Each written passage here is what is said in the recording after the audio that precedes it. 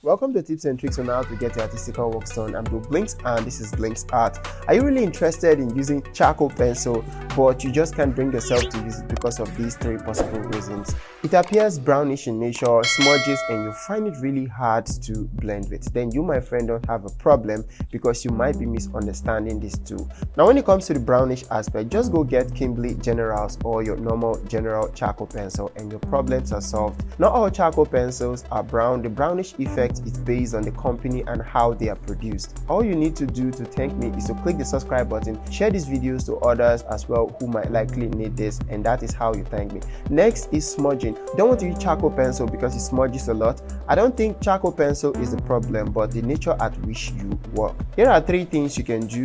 Always try to cover your artwork when you are done, and while working, try to use a paper or something clean to place your hand while working. To place your hand while drawing to avoid smudging, and while you do so, don't scrub that paper or that thing you are using to place your hand on your artwork. Always try to lift it up and then move it to a different area while you draw. It's very much possible to have remains of charcoal at the back of it if you are placing anything on it. That shouldn't be a problem as long as you don't pull that paper on your artwork. No matter how you lift and drop, it's not going to appear smudgy, and even if it does, you can easily erase it out without it sticking to the paper. The next thing you can do is to get something like this. My god, you need this because the hands you are having tend to have oils in it. The oils in your hand plus a charcoal pencil and your white paper is smudging permanently, so you don't want to have a permanent smudging. Now if you are using a glove and a slight smudging occur, you can easily erase it out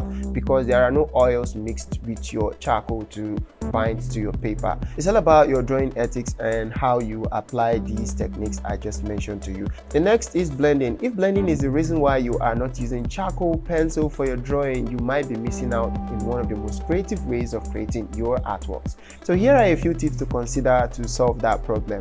Don't directly use a charcoal pencil on any area you want to blend, but rather go with a brush or use something like a beauty blender. Now this is something I love using. I don't know if other artists use this, but this works very well when blending charcoal. Now the reason why you don't want to go directly with your charcoal pencil on your paper is because when you use this on the surface of your artwork, directly scrubbing it in, it tends to be pressure to the paper and it adheres to the paper, and trust me, charcoal can easily bind to your paper and it will make it very hard for you to blend that smoothly. But when you use your brush to dip into that charcoal powder and blend it smooth on that surface, it's going to give you that ability to easily smoothen everything out, and you're not going to be having those strokes that you will be getting while using your charcoal to shade before blending out. Now at most times when you do shadings like that, it's probably with your mid-tones or your high tones, and graphite pencil works best for those areas. Your charcoal pencil works best for your darkest values, so try using your charcoal pencil for your darkest values